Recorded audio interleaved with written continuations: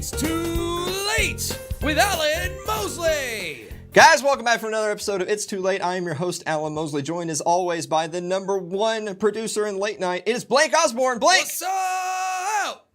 Wow. Wow. Feeling I'm energetic drinking today. red stuff, look. What? Wait, what? What are you... Are Are you giving yourself some sort of exam live on the air? No. Have you ever had, like, bottled water with, like, powdered stuff you put in it? Yeah. It's really good stuff, you know? Yeah. Yeah, I love that stuff. It's like 0 calories. That's all I drink. It's so good. Oh, okay. Yeah. But- It's a Crystal Light. Okay. Yeah, good stuff. Well, it's generic powder stuff because we don't say Crystal Light unless they give us money. Well, we're trying to get money. So. Okay, well, if Crystal There's a Light little is free promo there. if Crystal Light is listening to this alternative media program, then there you are. Yeah, Blake look us really up, man. likes Look your us up. product, you guys. Yeah. There you go. Yeah, there you go. Blake, Yes. I know that technically, as we're recording this, it's September 2nd, but Yes. yesterday was September 1st. It was. You know what this is? We're getting closer to fall. Well, it is, but Yeah, I know that why you don't know what this is because you Okay. don't watch the show. I don't watch the show. This is the 3-year anniversary of the show. That's right. We did the We've been first doing this episode. for 3 freaking years, man. We did the first episode of the Gold Standard with that big round table and with your big fat rig just sitting right there, and you were right here, and I was right Hey, there. I resemble that remark. Yeah. Yeah. That was 3 years ago Years yesterday. ago. How Good about that? Lord.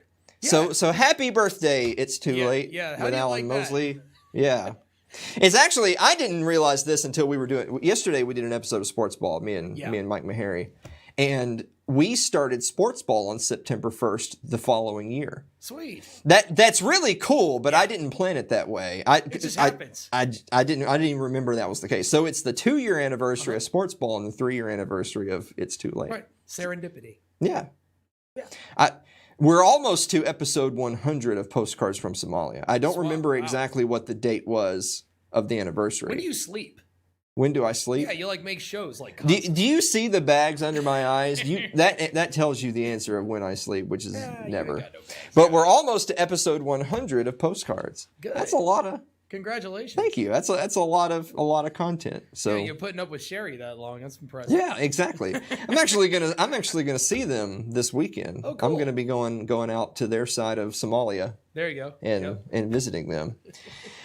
I'll tell you some other news that I have forgotten to mention for like a month now on the show. What's that? We set the date for next year's live event. That's right. We sure did. So for folks that missed it, and how could you really? could you? I mean, what kind of, imagine not being at episode 100.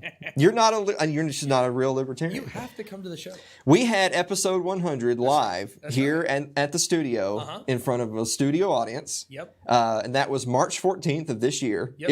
It was right before the Rona. Right before. Yeah. Right. So some people who were supposed to be here, and you know who you are, said they were going to come and then didn't because they were scared of the Rona.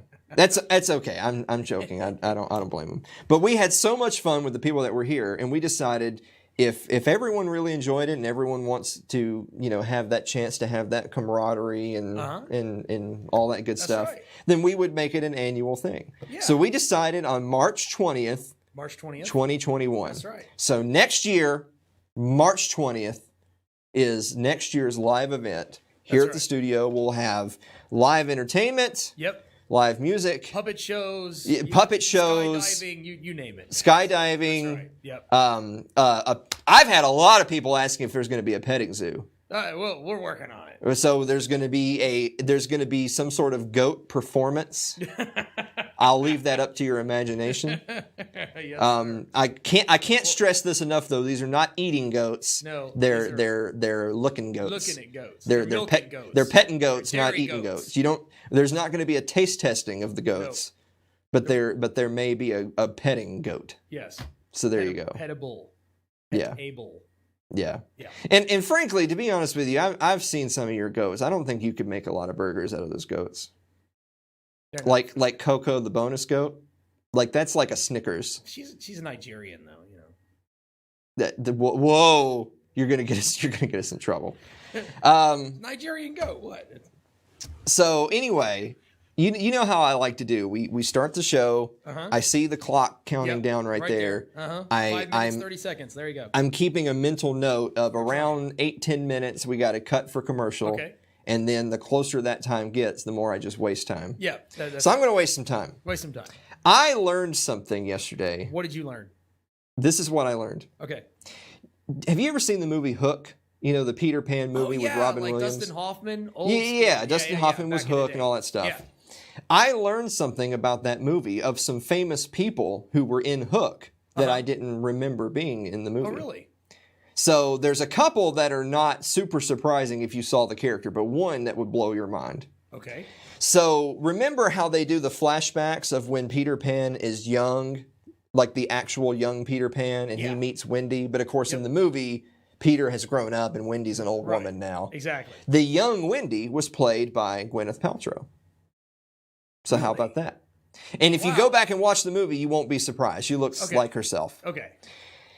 The I guess that wasn't memorable in the movies. It's probably because Gwyneth Paltrow's not memorable, quite frankly. Very But true. the police inspector who comes to talk to the parents when the kids are kidnapped by Hook, and so they don't know where the kids are. Okay. The police that come to talk to them, the chief inspector, is Phil Collins.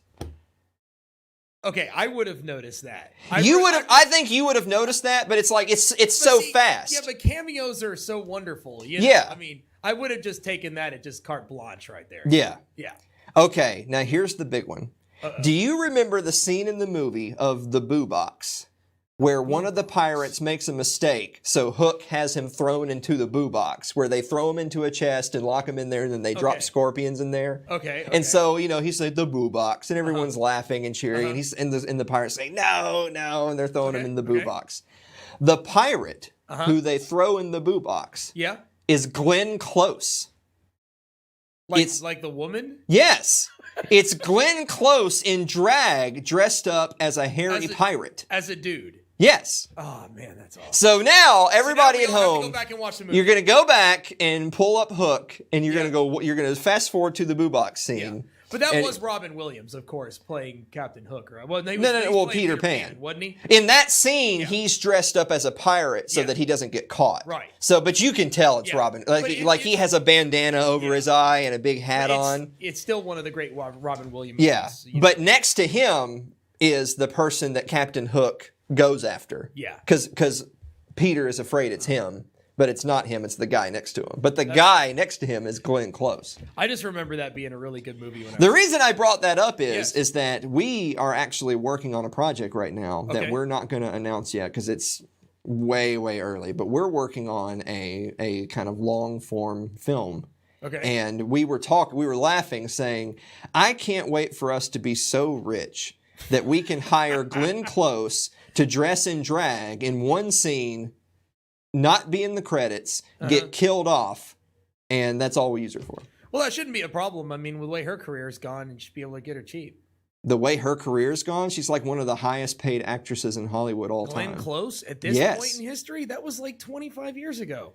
Have you not seen like The Devil Wears Prada? That was like 15 years ago. Would you shut up? No, she's one of the highest paid actresses lifetime. Okay, in Hollywood. I'll give you that, but now, not so much. So you ain't getting Glenn Close to be in our documentary for less than like $50 million. I hate to tell you that. But imagine being so wealthy that you just had that much money to throw away that you and I would just say, hey, let's get Glenn Close to dress up as a pirate just for one scene, and then she can go. That'd be awesome. That would be awesome. That'd be awesome. Yeah. I hope that our Patreon fans and stuff at home who actually do support this show financially don't think that that's what we do with their money.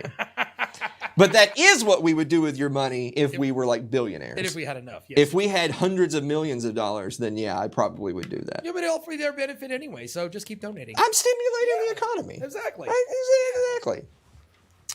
So now that I've wasted like half of the monologue, really basically all the monologue, there's a couple of things I did want to show before we go to the first break.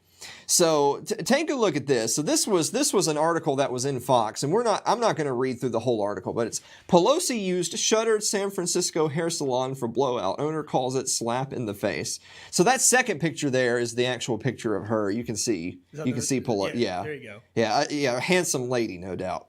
So the beautiful thing, the reason I bring this up is this is in San Francisco. Yeah. Which is where Pelosi's district is. Right. And they're shut down. They're hardcore lockdowns in California. We all know that. Yeah. You know, if we were in California, we wouldn't be open. No. And so this salon is forced to be closed to the public. They're making they're losing money. They're going bankrupt. But Nancy Pelosi's assistant calls one of the hairdressers and says, "We're making an appointment." And it actually says in the article that the owner of the salon, because in typical salons, she rents the booths to the hairdressers. Right. You know, she really felt compelled to allow this because they pay her rent and they need to make money. She said, well, who am I to say she can't make this money? Exactly. So she opened her doors for it. But she says it was really a slap in the face because we've been shut down for so long. But of course, that only applies to us and our customers. Sure. That doesn't apply to Nancy Pelosi. Right. Yeah. And if you think that this is just a one-off, go ahead and take a look at this next picture right here. There's an older fella walking his dog. Looks like a happy-go-lucky, not a care in the world. No. That's Andrew Cuomo. Yeah. The question is, what about the lady standing there beside him? It's like, what the Well, the lady standing there beside him is wearing her mask thinking, don't make eye contact or you'll be thrown straight to jail. Yeah. Off with you. So again, first of all, no mask. Right. I mean, this is a guy, like, when I say not a care in the world, I really mean it. Like, it's an easy job running the state of New York when everyone has to do what you say and you suffer no consequences for your actions. Yeah. So I wanted to show that because we should be mocking them. We should be mocking them for the attitude of, rules for thee and not for me. Right. But I also want to kind of counterbalance that with, I don't want to do too much of this. A good friend of mine, I believe it was actually Sherry, that was talking about that she's just kind of unplugged recently because she's just tired of what you'd call outrage porn. Right. It's I'm outraged. Look at what these people are doing. Right. And like the hypocrisy things too. Like, oh, look at this politician. They're a hypocrite. Well, yeah. Of course they are. But I guess I'm just saying I'm so tired of like pointing it out or talking about it or reporting on it because we already knew. Like, before I showed you that picture of Andrew Cuomo, you know that Andrew Cuomo thinks he's a higher life form than you are. Sure. And he thinks the rules, he's doing what he's doing, and you should have to listen because it's in your best interest, but the rules don't apply to him. Exactly. Nancy Pelosi, obviously, she thinks she's a higher life form than you or me. I know that. You know that.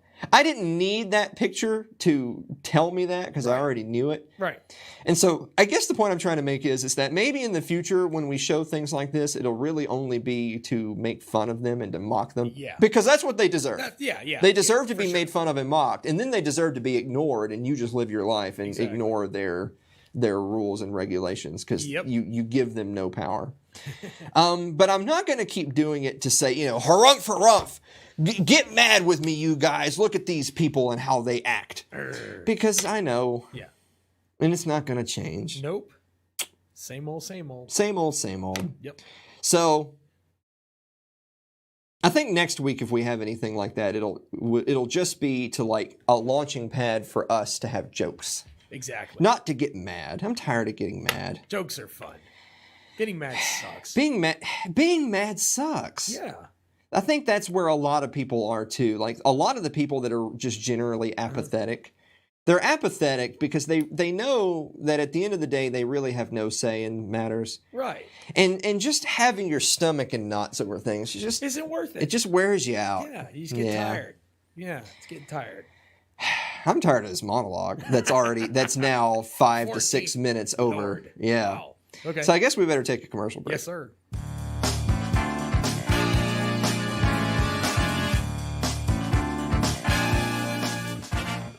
If you're enjoying tonight's show, consider supporting the program by becoming a member of our Patreon. That's over at patreon.com/Alan Mosley.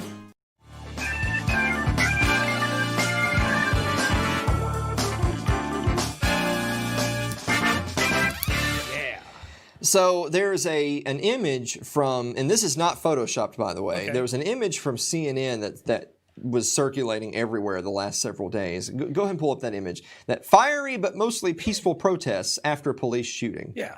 Now, of course, you can see the background. This is from Kenosha, Wisconsin. Right. Everything going on after the police shooting there, followed by the whole Kyle Rittenhouse self-defense thing, and just like anyone can look. First of all, you can look at that picture and clearly see this is not a mostly peaceful situation. Right. And two, how can something be mostly peaceful and be on fire?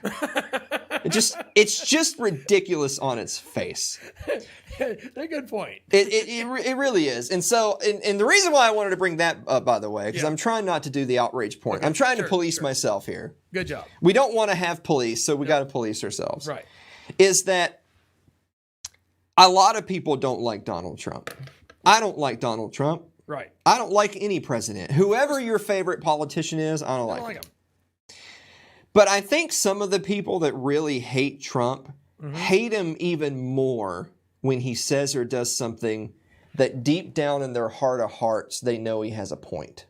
Right. Like, even if it's just a broken clock is right twice a day situation. Yeah. Like, if Trump says the sky is blue, they'll hate that the sky is blue because they really want him to be wrong. Right. Because it's so much easier to let that hatred flow when he's saying and doing stupid things. Exactly. By the way, he says and does tons of stupid things, so you should have no lack of ammunition. Of course.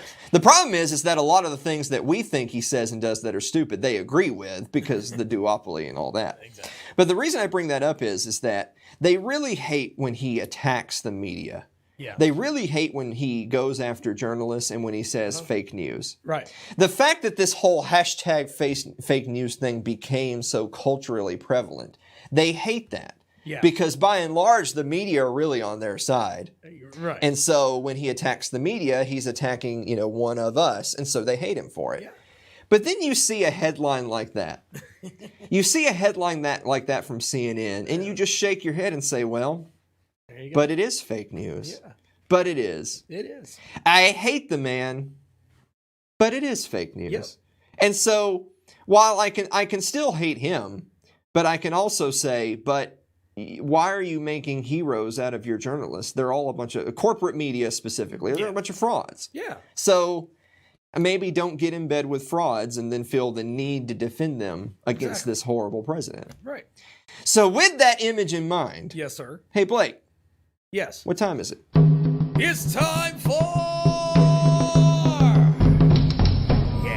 Wow. Leave it a week. Fiery but mostly peaceful end to Waco siege. Oh, God.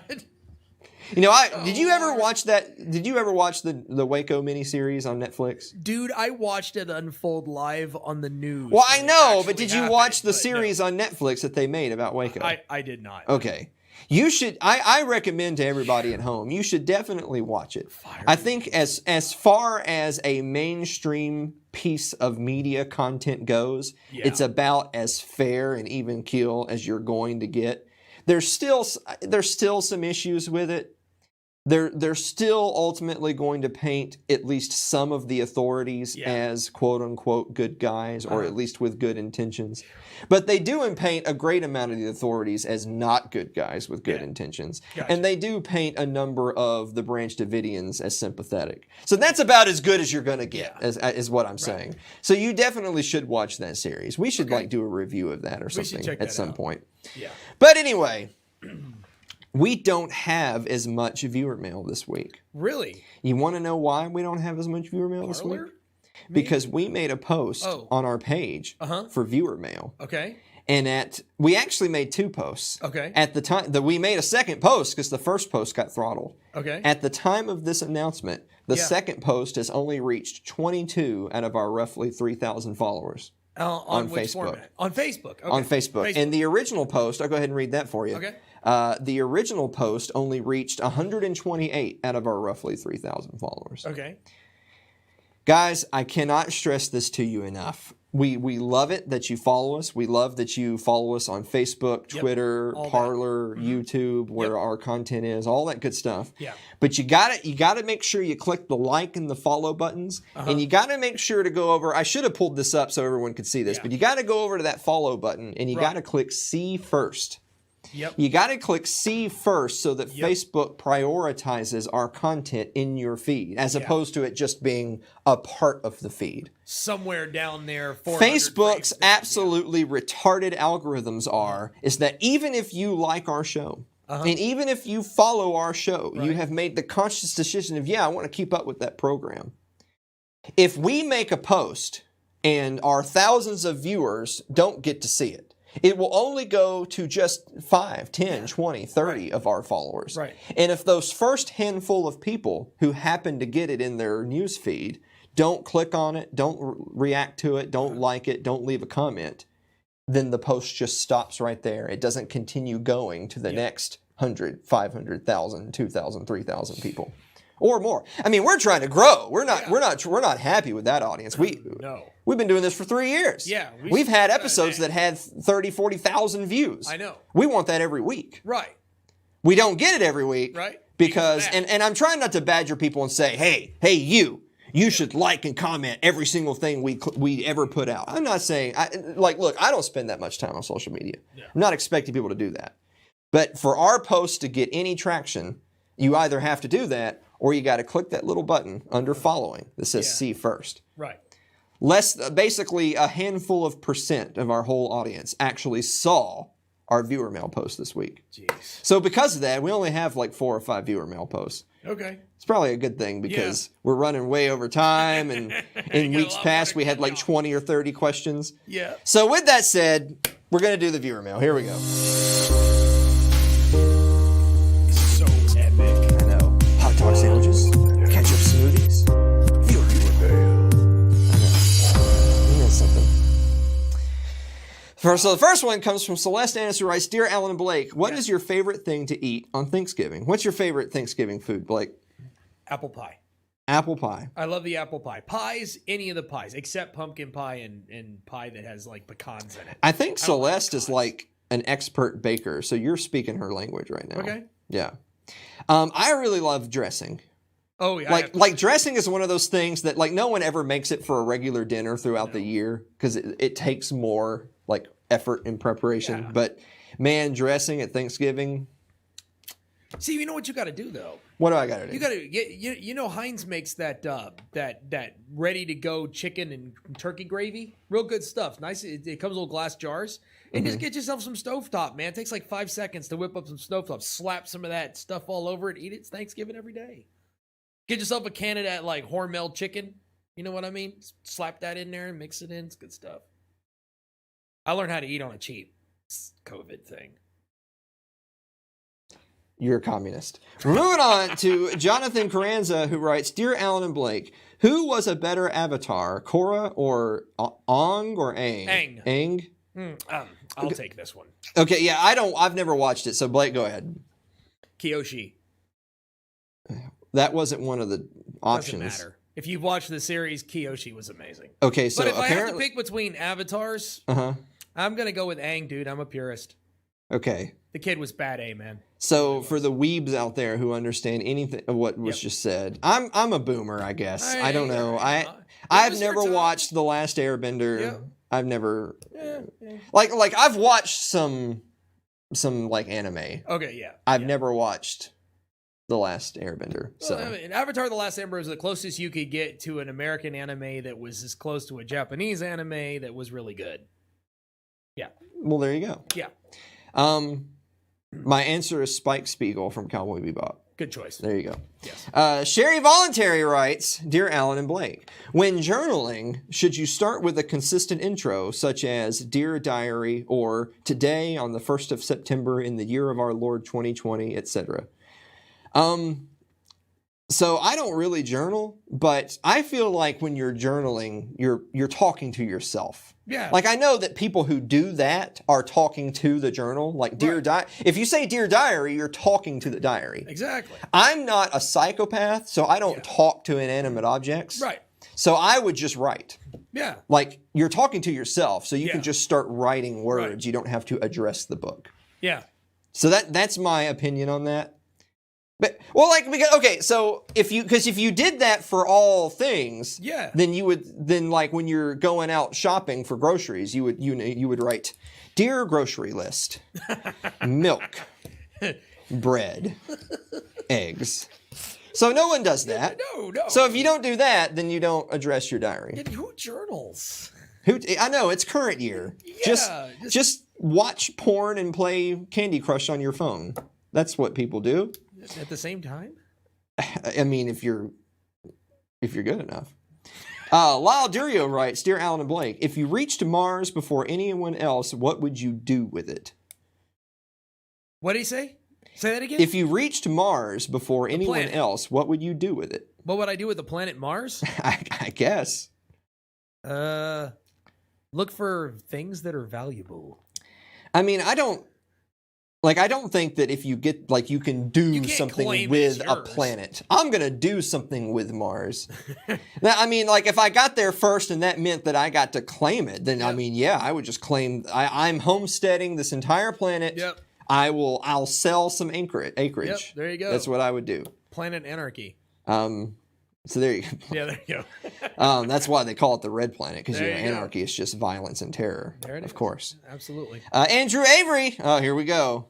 Dear Alan and Blake, if you Google how to start a bonfire, how many matches would you get? I'm not going to be suckered into this. I'm going to give you the actual answer, which is, if you Google how to start a bonfire, you're probably going to get like 68 million matches, because that's how Google works. That's a lot of matches. The real question is, but if you DuckDuckGo how to start a bonfire, how many matches would you get? You probably would get like just 5 or 10 relevant matches and them not steal your data and give it to the feds. And finally, Jeff Johnson writes, "Dear Alan and Blake, does eating chips make you a vegan?" If they're not cooked in animal fat, then yes. As long as it's like a vegetable-based chip. So vegan is the vegetarian who eats no animal byproduct. No animal right? byproducts whatsoever. So if the chips are potato in vegetable oil, then you're good. What if they're like kale chips? The same. As long as it's not cooked in animal fat, you're fine. Have you ever had kale chips? They scarred the inside of my mouth permanently. Wow. That's some horrible I wished crap. you had Don't said eat you that hadn't, stuff. because I would say that next week we should taste test kale chips on the show. Oh, God, that stuff's nasty. We got to find something else to taste test on the show. Jeez, kale is But horrible. apparently, sorry for folks at home, it will not be any type of vegan. God, don't eat kale. Just don't eat it. Just don't eat it. Just die young of heart disease. There are better greens out there. It's just Jeez. well, I just eat bacon. Well, yeah. What's the Walter Williams quote? A quote of if you die with clean lungs, then that just means you didn't smoke enough, and if you die with open arteries, that just means you didn't eat enough, or something like didn't drink enough, whatever. There you go. Anyway.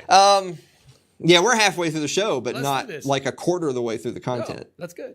How does this keep happening? Because you talk too much. It keeps happening because we don't have a producer that keeps us on time, that has the little clock that flashes the clock? What do you think this is, network TV? Come on, man. We're just having fun here. We're trying. You know? We're trying to be clock? network TV. I'll give you a clock.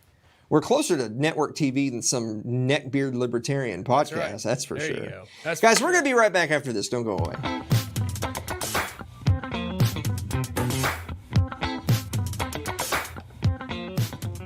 Your ad could be playing right now, reaching thousands of potential customers. Sadly, it's not, but it could be. Find out how to be an advertised sponsor for It's Too Late with Alan Mosley.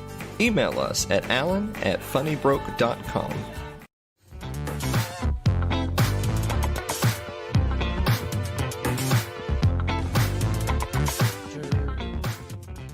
How's it going?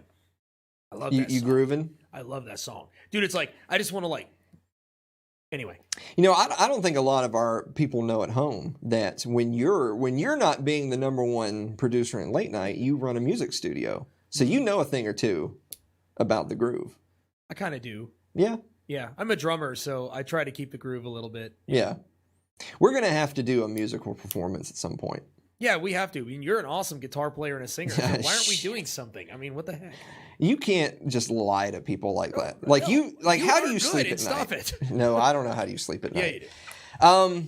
Our first topic of our serious segments Serious. for today is a piece of news that I tell you what, I combed through a lot of because I try to avoid corporate media. I really do. Okay. But I combed through some of the corporate media feeds, Twitter and Facebook and some of the 24-hour news. Tell you what, I didn't see the story anywhere, and I can't believe it. This should be front page news everywhere. Go ahead and pull up that article. U.S. Marshals find 39 missing children in Georgia. There was a massive sting to shut down a child sex trafficking operation. 39 kids. 39 missing children in Georgia. So I'm going to read a little bit of this. This is out of Atlanta. U.S. Marshal Service worked with local authorities to rescue 26 missing children to ensure the safe location of 13 others during a 2-week operation in Georgia, according to news released Thursday. Authorities arrested 9 people, many of whom had multiple arrest warrants for charges including sex trafficking, parental kidnapping, registered sex offender violations, drugs, and weapon possession. The message to missing children and their families is that we will never stop looking for you, said Director of the Marshal Service, Donald Washington.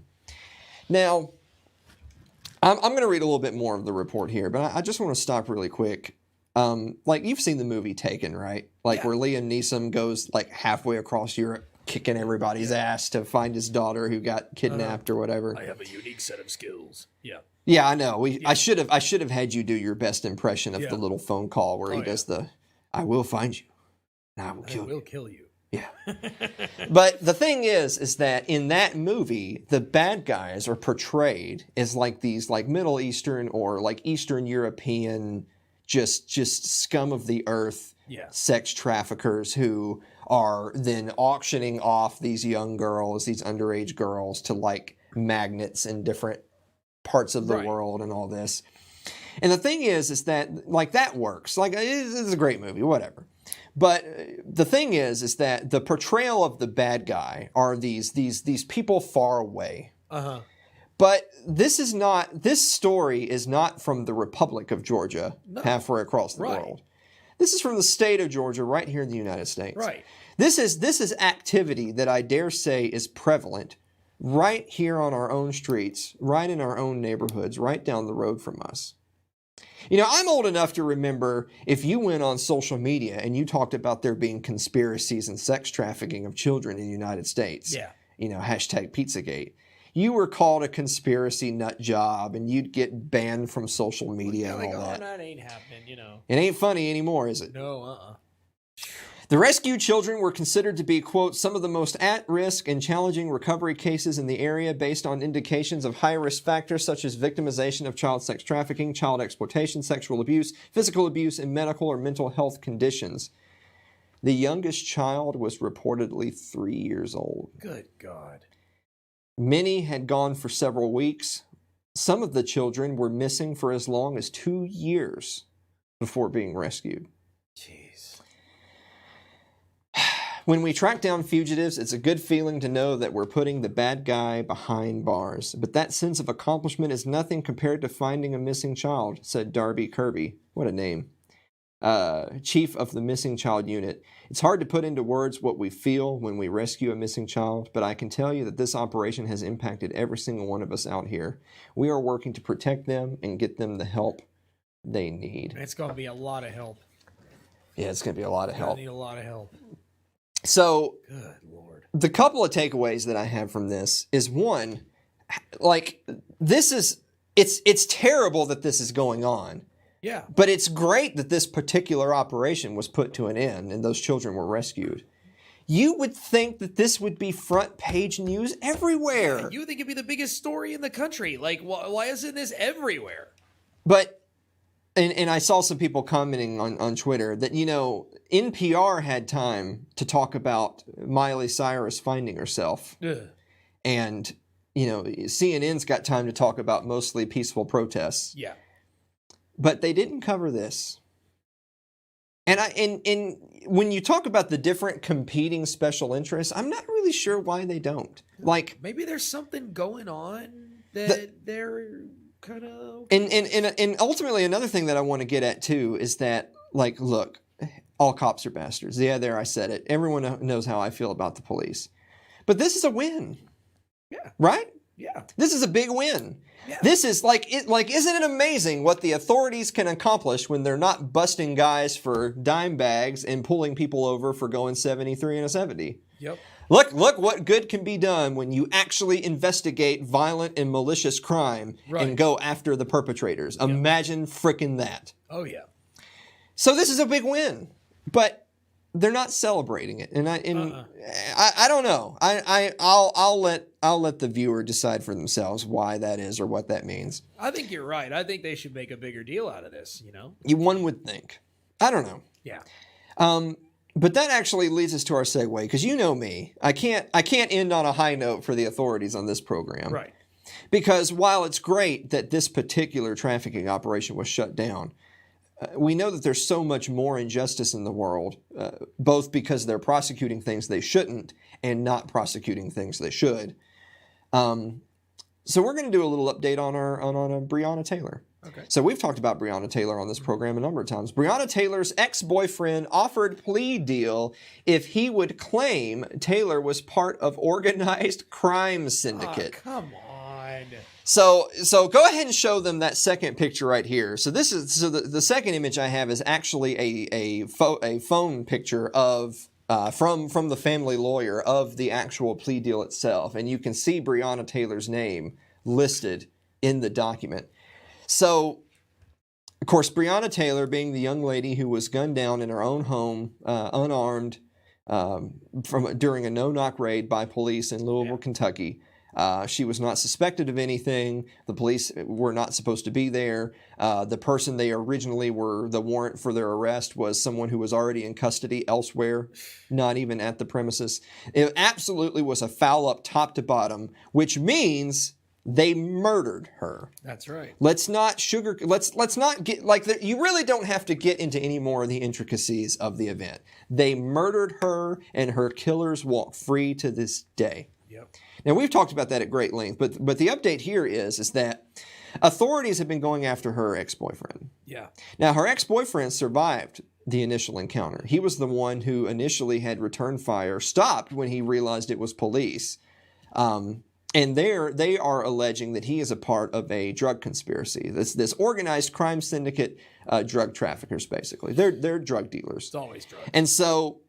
And so because he's a drug dealer, listen, son, we'll get you off easy, but you got to name your girlfriend, Breonna Taylor, as a part of your operation. I can't tell you just how disgusting. Just how ugly and terrible it is that in their desperate attempt to justify their murdering her, they will try to paint her as someone who's pushing drugs. To make it look like she's worth being murdered. It's funny how you put that, worth being murdered. Yeah. I don't think anyone's worth being murdered at all. No one's worth being murdered. Because murder is something else. Yeah. Self-defense is one thing. Right. If someone is trying to kill you and you kill them, that's self-defense and not murder. So they're not worth being murdered because that's not murder. Right.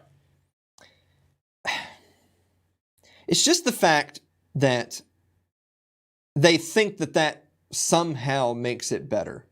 Because now we are not for the drug war. We're very much against the drug war here on this program, which means if they're dealing drugs, frankly, I could care less. Right. But no, whether they were or they weren't, and whether Breonna Taylor was or wasn't a part of that organization is irrelevant. Exactly. Because no one is worth being murdered. They murdered her. Right. First of all, Breonna Taylor almost certainly was not a part of some organized crime syndicate. That is so ridiculous. That's Hollywood. I can't believe they would even word it that way. Yeah. They are trying so hard to paint this young woman, this innocent woman, who was asleep in her own home, who was a nurse, who by all accounts was a good person. But again, all of those things only make our ire for the authorities that much worse. But even if the opposite were true, it doesn't in any way justify their actions. Even if Breonna Taylor was a horrible person who wouldn't take the trash out and said dirty words in front of their parents, even if she was someone who was in some way involved with drugs, even if the police had the right address. Yeah. They are not judge, jury, and executioner. Right. They do not have the authority to just kick a door in and start shooting people. Right. That is murder. It is. No matter how you frame it, that's murder, and her killers walk free to this day. Right. But it's still worth mentioning that article, right. that they would try to do this. So I do want to say really quickly before we go to the commercial break, Jamarcus Glover, who is the ex-boyfriend, he did turn it down. Good. He said no. Thank So goodness. not only is he maintaining his innocence in the case all the way around, he said absolutely, not only am I innocent, but I will not implicate Breonna Taylor in such activity. So good for him. Boy, you don't feel so good about that win earlier, do you? It just goes to show you that, maybe in some ways we shouldn't collectivize the police because authorities can do things like stop child sex trafficking while also doing things like murdering Breonna Taylor and then trying to cover it up or justify it. There you go. We do collectivize them because they have a monopoly on violence. They are the enforcement wing of the state, which we know to be inherently evil. That's why they are wrong, and that's why we say all cops are bastards. I'm still waiting for the good cops to bring those guys down. I'm still waiting for Breonna Taylor's killers to be prosecuted. Right. I guess we'll keep on waiting, huh? Yeah. We're going to take another commercial break. We'll be right back.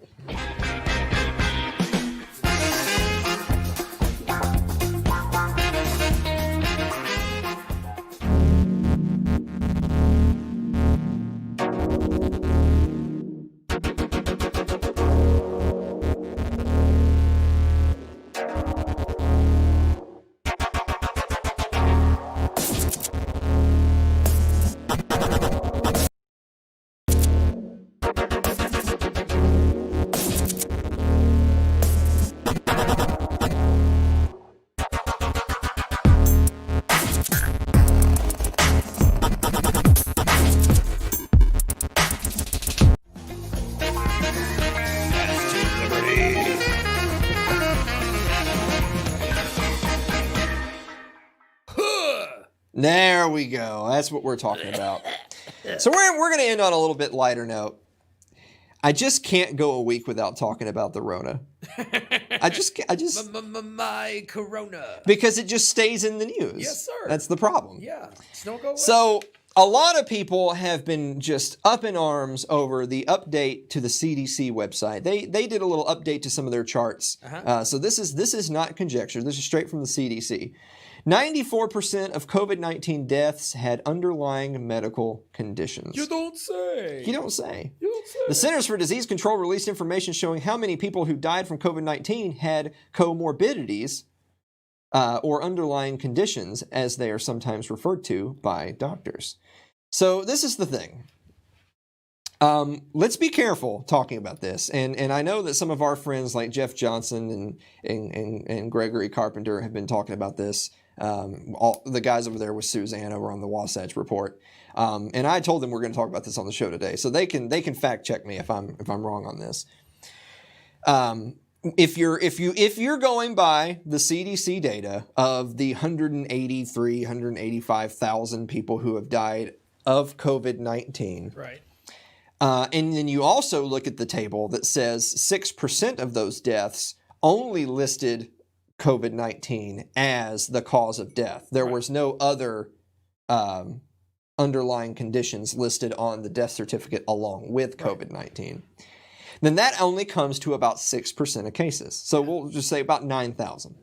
And so a lot of people have seized on that number and have said, oh, well, there you go. Only 9,000 people really died of COVID-19. The rest of this is just hashtag fake news. Let's be a little bit more fair. Let's be a little bit more fair. So while it is true that only about 9,000 people, 6%, died exclusively of COVID-19, they were an otherwise healthy individual with no pre-existing condition, medical condition, and then they got the virus and then they died. Right. But let's be a little bit more generous than that. So we're gonna go over to Twitter. This is from Alex Berenson. If you're not following Alex Berenson on Twitter, you should give him a follow.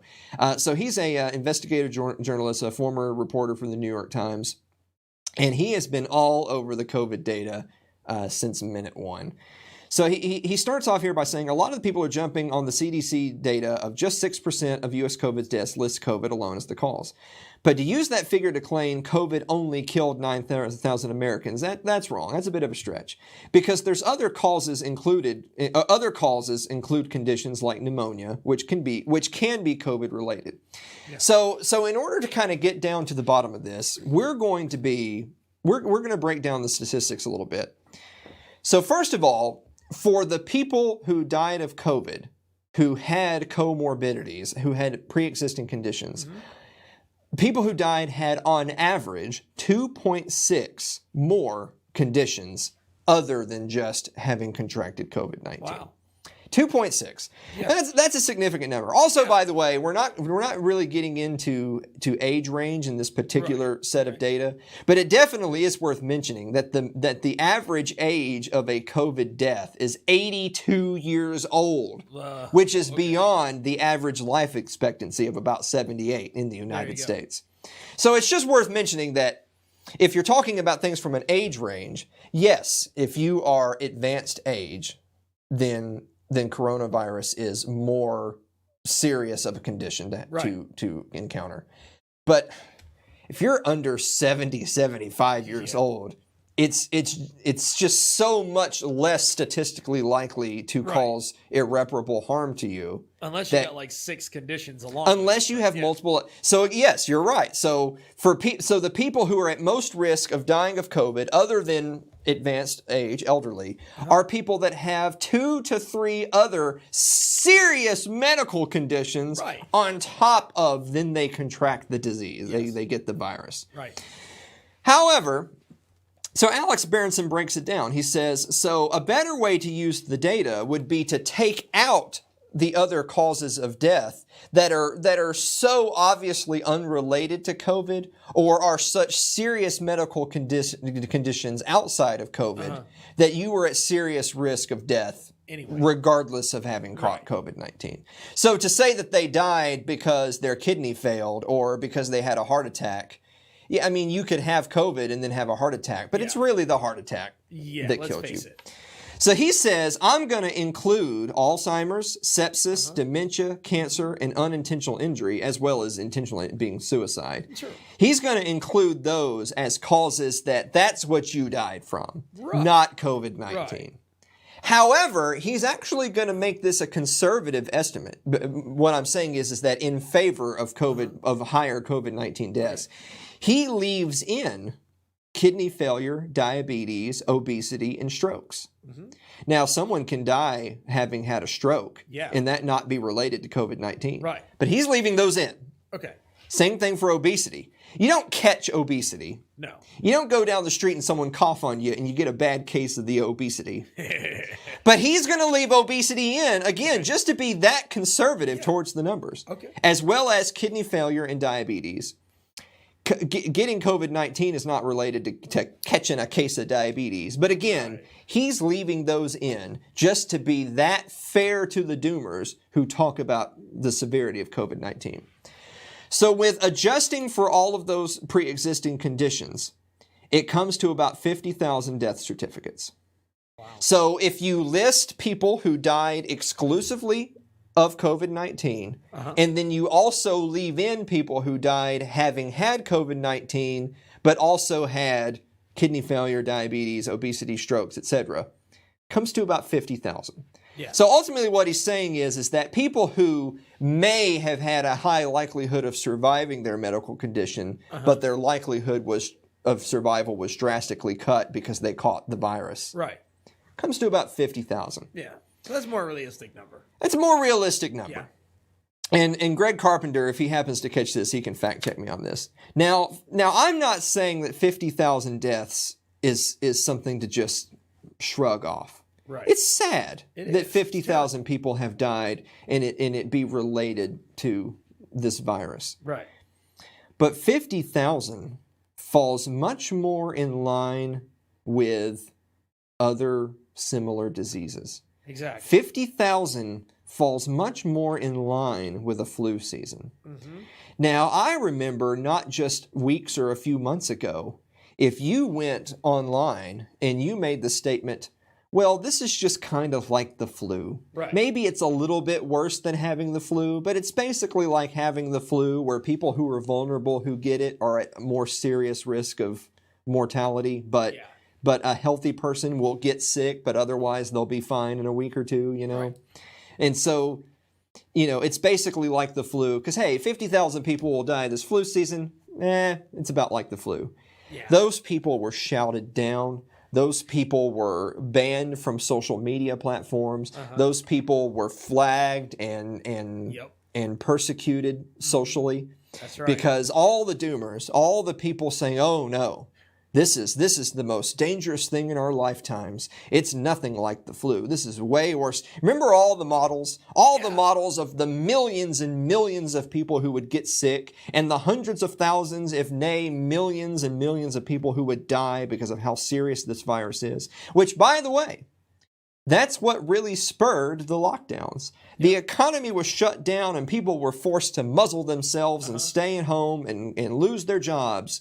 All because of the potential. We're trying to save countless millions of people from this terrible disease. Turns out not so much. Nope. Turns out that, you know what? Yeah, it's actually pretty close to like a regular flu season. It's really not that far off. It's right in that spectrum. And yeah, if you factor in, if you account for the high risk to the elderly, but the basically inconsequential risk to the young. Yeah. And when you factor in the risk for people that have 2 to 3 plus comorbidities, you know, like leukemia or COPD. Yeah. Versus people who like, oh, I broke my leg. Yeah. If you're young and you break your leg, you'll survive the Rona. Probably not going to die from the If you're 92 and have pneumonia, yeah, you're in trouble. You are. But that was the case whether coronavirus even exists or not. Right. And so the point we're trying to make here, ladies and gentlemen, is that, because I know some people will say this. Some people will say, well, wait a minute, Alan. You're always against the government. You say you don't believe they're crock. So, but now you're using CDC data to try to make a point. You're a hypocrite. No, what I'm trying to say is I don't believe their data. I don't believe the data that's out there. No. Maybe it's worse. Yeah. Who knows? Maybe it's nowhere near as bad. Right. And I tend to think that's the case. Yeah. But the point I'm trying to make is that I don't know. But the doomers do trust the government. They do believe that their wise overlords have their best interests at heart. And they will go by the data that government puts out. Yep. So by using their own data, I would say that at the worst, the lockdowns and the mandates should have never happened. Right. At the very least, we must all come to a consensus that they should end now. Exactly. It's over. It's time to move on. Yep. What else is there to say? What else there is to say, because I'd love to say this is the last time we'll talk about the Rona, is that I can't wait for 6 months, a year after all the Rona madness goes away, for all the lawsuits. Or November 4th. For all the lawsuits, for all the people suing each other, for all the breaches of contract, for all the landlords fighting for all the evictions, for all the people trying to go back to work who can't, for all the jobs that were eliminated, for all the people that file for bankruptcy protections, for all the negative consequences associated with the reactions to the virus. I can't stress this enough. Coronavirus didn't do this. Government's reaction did this. It did. It's so important to make sure people understand the difference between those two statements. Yep. We're almost out of time, so we got to get ready for the finale. Yes, so we're going to go to our break.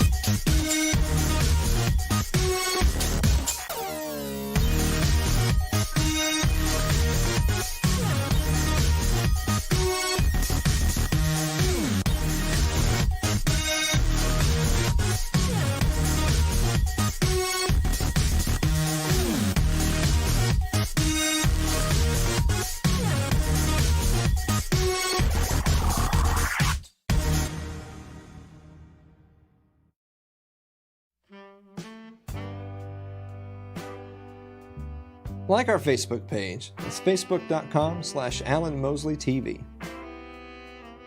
You can follow me on Twitter @AlanMosleyTV. You can get our whole library of content. Subscribe to us on YouTube at youtube.com/AlanMosleyTV. It's so easy, isn't it? Oh, yeah. Alan Mosley TV.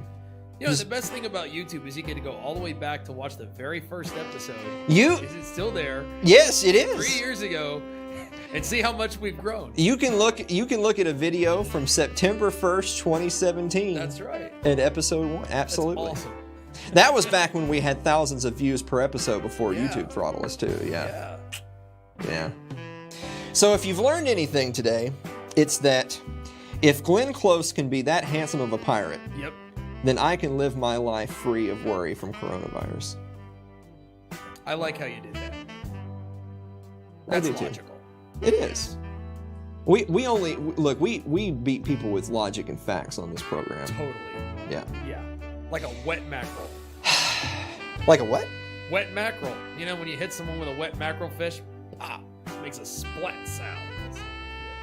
That must be a South Florida thing. Probably just another one of my Blakeisms. Yeah. Guys, thank you so much for listening to another episode of It's Too Late, and we will see you next week.